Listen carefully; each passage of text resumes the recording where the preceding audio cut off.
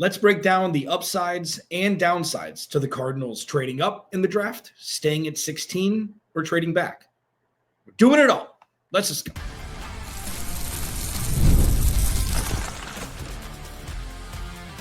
You are Locked On Cardinals, your daily Arizona Cardinals podcast. Part of the Locked On Podcast Network, your team every day.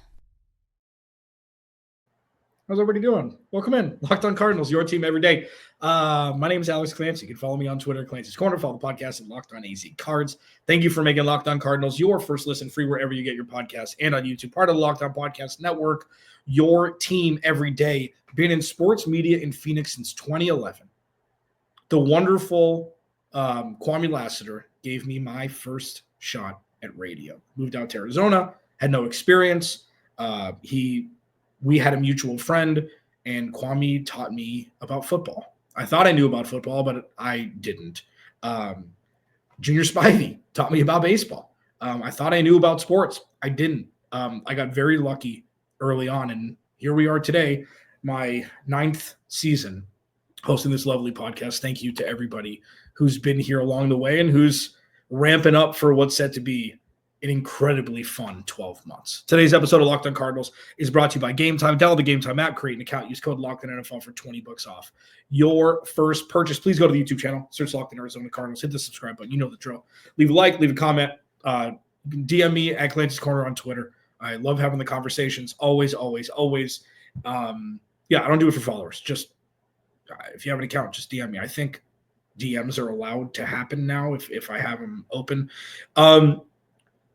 So I want to talk about all the options that the Cardinals have. I think it's a nice just check overview. There's a lot that's still unknown naturally, whether it be through free agency or when you really start to get down to the nitty gritty with the draft and, stock rising, where the quarterbacks are going to go. Like, that is a huge part, as it always is, but that is a huge part not only for the teams who are drafting quarterbacks, but also for the teams with surrounding picks, where you could get a top 10 pick at 16 if it were a non-quarterback draft, a non-Ashingenti draft, things like that, where every pick is so huge as you get from 1 to 15 or, in this case, 16 for the Cardinals, that all of the decisions from other teams have massive impacts. And I think everybody knows that. You're all very smart people. I can make a case that the Cardinals control the first round of the draft after the top 10. They control it. And the reasoning behind that is you could see, you Travis Hunter, Abdul Carter, and then 3 quarterbacks go, Ashingenti, that's 6 players. The Cardinals are in a perfect spot to trade up if they want to trade back if they want to, or to stick and pick. And starting with trading up here, the positive of that is you get what you deem to be a higher impact player than what you would have gotten at 16. If you want to go up and take the best corner, I think Will Johnson's going to be skyrocketing up into the top 10. I don't think the Cardinals can just sit there and have him go. I think this is going to continue to gain momentum and not lose traction. If you want to move up and draft maybe a top 2 pass rusher or the best interior defensive lineman, the Cardinals have the capability to do it. And with it, it's rare. They're not moving up to top 4 or top 5. Let's be real. But say they want to move up to 8, 9, something in that range, and you want to go get your dude, it never costs as much as people think at the time. You're not going to have to give up your 2nd round pick this year to move up 8 spots. You might have to give up your 3rd this year and a 4th next year to move up 8 spots, but it'd be totally worth it. This is the time in the existence of the Arizona Cardinals where things are set as such to where they had a lot of money to spend in free agency. They spent the majority of it. Kudos to Michael Bidwell for letting that happen, finally. You also have the draft capital to be able to move up and get that guy if you think that guy is going to be exponentially better for this organization than who you could potentially get at 16. You've got that option, and you've got the picks this year, next year, the year after. You've got picks. You're not beholden to some a player that you traded for and you gave up a massive amount of your future draft capital. You got it all. Top 5 picks this year. And I think a 7th. But they've got, for all intents and purposes, all of their picks this year. So if you want to make a splash, it's not going to cripple the franchise. They're so young already. And I know that the drafting and developing is Monty Osborne's calling card, and it's at least through 2 drafts, it's looking to be moving in the right direction where the Cardinals are going to be retaining a lot of the players that they drafted in the first handful of rounds, something that is a foreign substance and a foreign thought process over the decade before. So if you want to move up, you've got the ability to do it without shattering the future. And that is a good place to be in. The downside, you trade up, you miss on a player, now you're, behind the 8 ball a little bit more than if you just stuck and picked. And that's obvious. I mean, that's with any draft, but it's riskier. And while Monty Ossenfort has shown that risk doesn't matter to him, trading back and trading up are 2 different things, of course. So what he did from 3 to 12 back up to 6, the back up to 6 was riskier, but they already banked an extra first-round pick for moving back. So you're kind of playing with house money there. And they gave them Houston's second-round pick that they just acquired. So they still had all of their drafts. They had still had all their draft picks. It's riskier. And it's like, that's one where there's more pressure. It's like if the Cardinals would have traded up in the first round of last year's draft to 4 and drafted Marvin Harrison Jr. Like if they were at 8 or something and wanted to jump a couple teams and you give up a second rounder that year to draft Marvin Harrison Jr., there's more inherent pressure is not the right word, but expectation for that player to play well right away because you're giving up future draft capital, which is kind of a fallacy. It's kind of draft capital in the NFL is the most overblown asset in professional sports. It's unknown. They're unknown. NBA teams trade them away like they're Halloween candy. It's like it doesn't matter. Oh, here's our 25th, 2027, 2029, 2031 first round picks. There you go. We'll take Paul George. It's like the people don't care. They don't care. But the beautiful thing about draft capital is everybody overvalues it. So it's not just like, some teams do and some teams don't. It's just an overvalued entity. It's an inflated entity. So if you trade up and say a guy doesn't work and you miss out on 1 second round pick 1 year, it's not going to crater the franchise. But trading up does bring more inherent risk and inherent expectation that player be ready to go week 1 as if he's a veteran of 2 or 3 years and not a rookie playing his first snap. So do I think the Cardinals are going to trade up? No. All that said, I don't think the Cardinals are going to trade up. I will explain why I think there's a better chance of them sticking and picking at 16 or trading back as we move on down this show. Alex Clancy, Locked on Cardinals. We'll be right back, all right?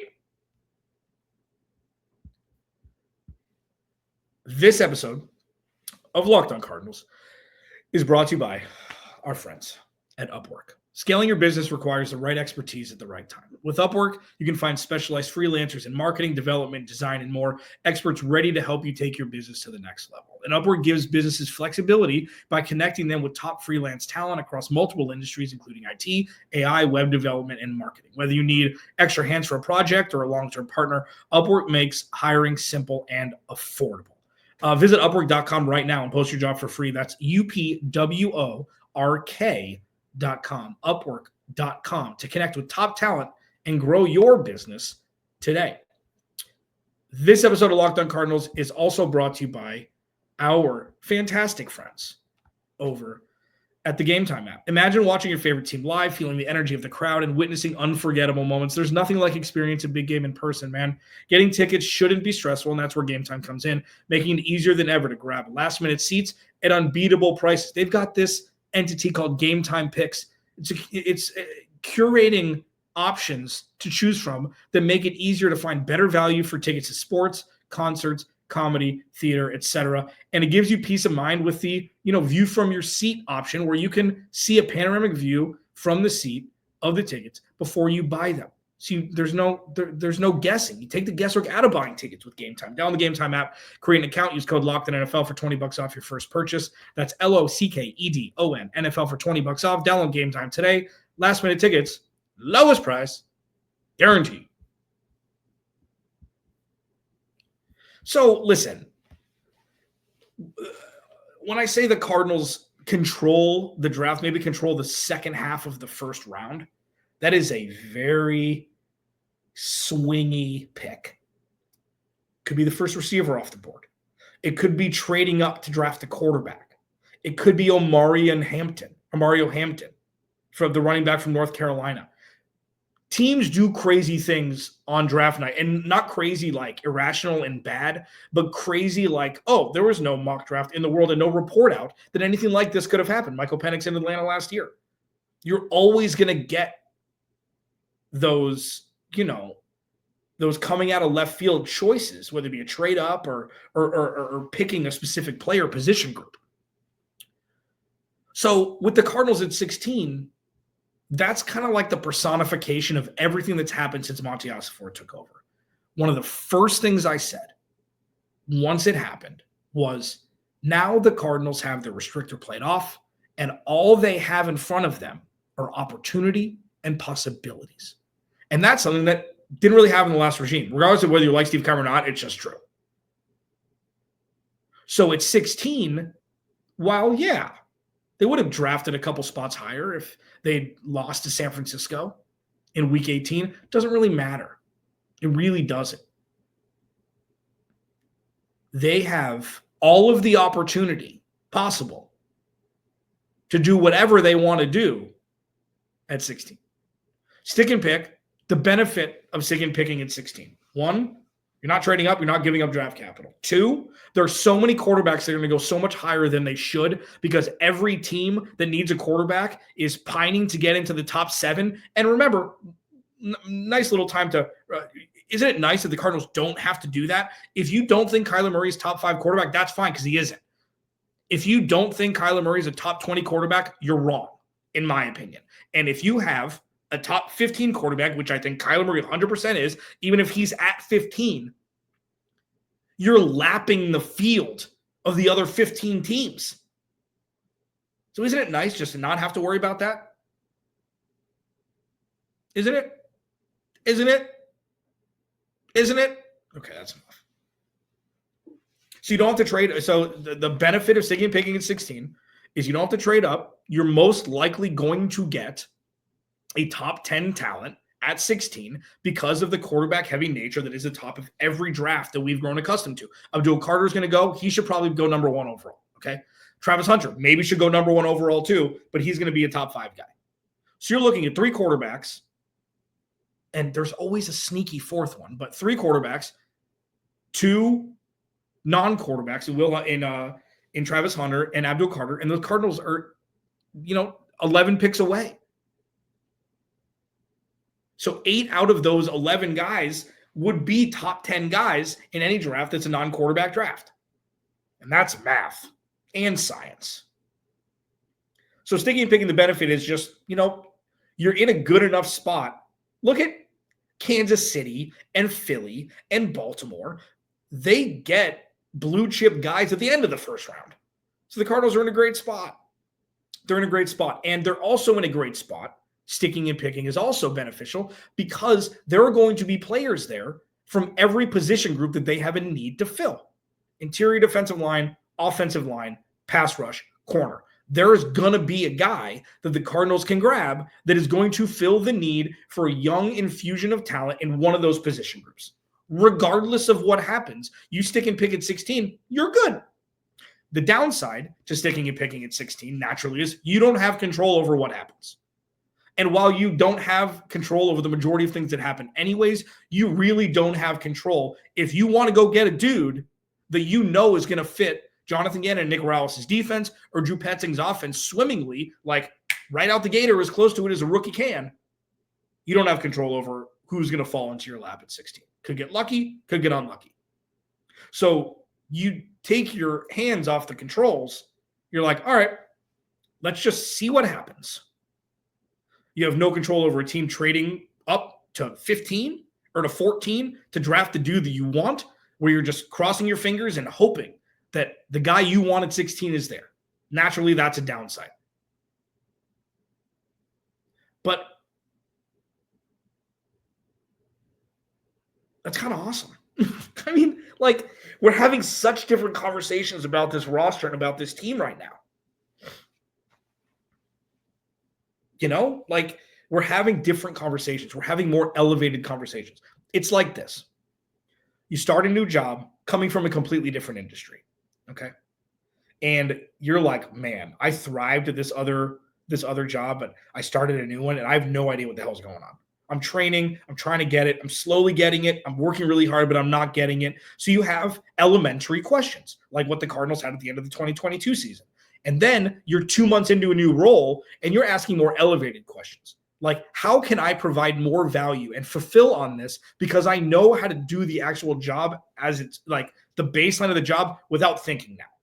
The elevated questions. This is the Cardinals now. These are the elevated conversations that we're having about this team with the options that they have, the opportunity that they have to bolster this roster, and what the best way to go about doing it is. Not what the only way is, and not what if you listen to yesterday's show, it's like going into this roster rebuild 2 years ago, it's like you needed everything. You didn't know which way was up. You had the bends. You had no idea. And now, while the Cardinals still have a need at pass rush, a need an interior defensive line, and need an interior offensive line, you at least know what the needs are because the rest of them are pretty much set. And I will group in the pass catchers with that pretty much set. So when you look at the more traditional of just staying at 16 and picking, the benefit is you're not giving up any future capital to move up. The downside is you don't really have a whole lot of control over who's there. But luckily for the Cardinals, and this is the elevated conversation about this team, there will be a player of consequence at 16 that will fill the need, whether it be defensive tackle, interior offensive line, or pass rush, or corner. There's going to be a dude at one of those positions, and there's going to be multiple dudes at all of those positions, and that's the benefit of the Cardinals just staying there. You're going to get a guy. So I understand not trading up to not have to give up future capital, even though it's overblown. And you just get a dude because you still have 3 needs that you need to fill. Do I think the Cardinals should stick and pick at 16?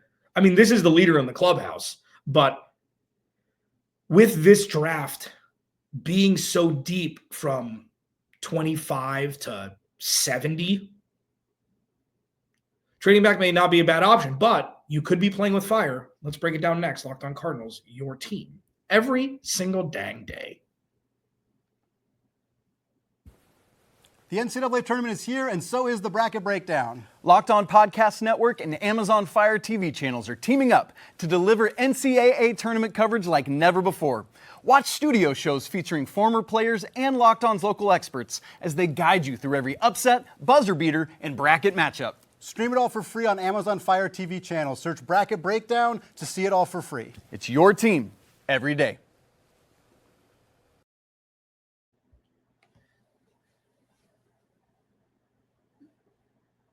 I mean, I don't know if I've been more excited for a Cardinals draft than this one. You know, like even in 2019 when they drafted Kyler Murray, I was, and when Bo was hosting the show with me, we both said Nick Bosa should be the pick. You can pull up the receipts on that. Nick Bosa should be the pick. We were both looking at Quinn and Williams because you knew it would be the top 3. So I wasn't really excited about that. I'm shocked. Like, I was shocked at the time that they actually drafted Kyler Murray. I was also shocked that Cliff Kingsbury was the head coach. So I was kind of in this weird fog of like, is this the movie Idiocracy? Like, what are we doing here? And obviously I flipped on Kyler. Like, I thought he was going to be great. I'm shocked that they had the intestinal fortitude to draft Kyler Murray when nobody really had him in the top 3 I mean, I think the Raiders would have taken him. I think they drafted 4th that year when they drafted Cleveland Farrell, I believe. I think maybe that was 5. I don't know. I think it was 4. I'm just going to argue with myself for the next 8 minutes. You guys talk amongst yourselves. Trading back. Now, this is the choice with the most allure surrounding it. This is the choice with Monty Ossenfort stamped on it because we've seen him do it before. He aggressively moved back. Okay. And 16 is a great spot to move back, whether it be 3 spots or, 10. It really depends because you are going to receive draft capital compensation. Okay. The positive of trading back is this is a deep pass rusher. This is a deep pass rusher draft. Okay. It's a fairly deep interior defensive lineman draft. So the Cardinals are going to need to just take stock and sit down and be like, how far away is this front 7, namely, the hand of the dirt guys and the pass rushers? How far away is this, as currently constructed, from being a needle mover and needing to be schemed around by opposing offenses? How close? Because if it's close and you could take a B+ interior defensive lineman or pass rusher and not an A guy, but also get an extra 3rd-round pick, or luckily enough, an extra 2nd-round pick this year, would you rather have 2 B+ players or 1 A player? And understandably, it's a crapshoot's not right because that's disrespectful to a lot of the players in the draft. It's an inexact science, scouting, drafting. It's a lot of it's about development. So when it comes to development, especially on the defensive side of the ball, that's why trading back is so intoxicating. The infatuation with trading back is because, like, a company that is run well, the fulfillment on the Cardinal side is now there. The development of talent is there. So do you need an A player at 16? Or can you get one? Can you get a B+ guy at 24 and then another one at, 75 on top of the 2nd and 3rd round picks the Cardinals already have? Do you need the talent to do all the work? Or can you trust that Jonathan Gannon, Nick Rallis, and Drew Petzing and the, position coaches will do a good enough job to turn those B+ and massage them into A's or somewhere close to it? So the idea of, a whole new world of trading back, obviously, that's the sexiest option. Because of, the Cardinals aren't going to move from 16 to 36, like you move back 8 spots, 10 spots for a team that wants to jump up and draft their wide receiver.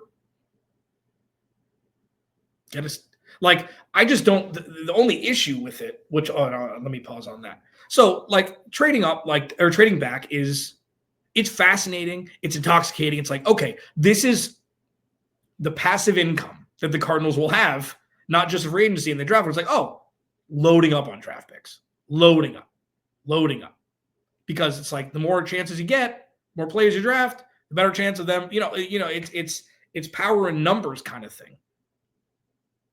So I think that's obvious, where it's like you can trade back 5, 7, 8 spots, still get a pass rusher, still get a corner, whether it may be the 3rd off the board, still get an interior offensive lineman, or draft Josh Simmons at 24 or 25, a tackle, you move him on the right side, have him back up Kelvin Beachum and Jonah Williams when Jonah Williams comes back, if he plays any sort of chunk this year, and he has his offensive line coach in Justin Fry now at Ohio State, now the offensive line coach for the Arizona Cardinals, and then you pick up an early 3rd rounder or even a late 3rd rounder. It's like, is that more valuable? The trade back option is the sexiest. It just is, in my opinion. Now, the downside to trading back, isn't it keeping it simple easier? Isn't it keeping it simple easier? And this, again, isn't trading back from 3 to 12 and then back up. That's Ringling Brothers, Barnum and Bailey circus stuff from Monty Ossenford in his first draft.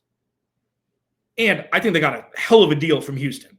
He's his old buddy Nick Caserio. I think that was a dude, fist bumping. This will help both of us. Let's rip. You're risking passing on a potential All-Pro at 16, which you're risking that in any first rounder. Like, I get that. But it's like keeping it simple sometimes is the best way to do it, especially when the Cardinals have got this positive momentum, this positive trajectory. They're moving. They know exactly what they need. They could get maybe the second best interior defensive lineman, the first best interior offensive lineman, maybe the second best corner there, like one of the top 3 edge rushers. Like, you're going to get a premium player at a position of need at 16. Again, because so many quarterbacks are going early and crazy things happen in the draft. You could see Jackson Dart going at 13. Like, who the hell knows, dude?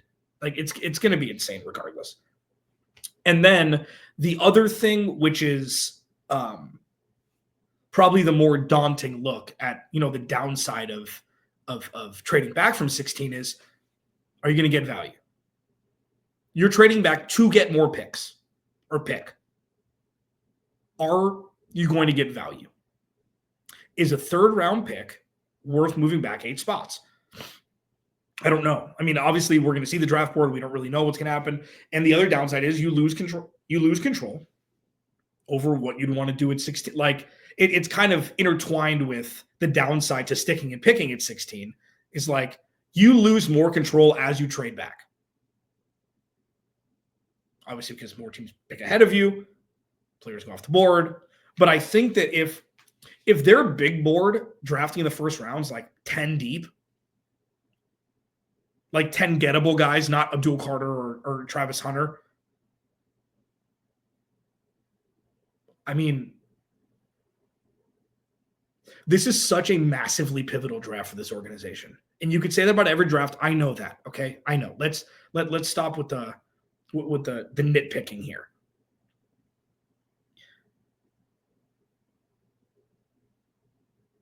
The Cardinals are at that fever pitch point where massive shifts, positively or the other way, will happen in 2025. And they have to determine, and this is kind of the mind screw of it all, do you trade up and draft the best defensive lineman this year to bolster that front 7 so they're ready to rip week 1? Or do you trade back, plan for the future as if everything's going to stay the same? And if it's not, you deal with it then. I don't know. But irrespective of what they choose, this is going to be a wildly entertaining handful of days, the 2025 draft at the end of April. Locked On Cardinals, your team every day. Remember, without you, there is no me. I'll talk to you tomorrow.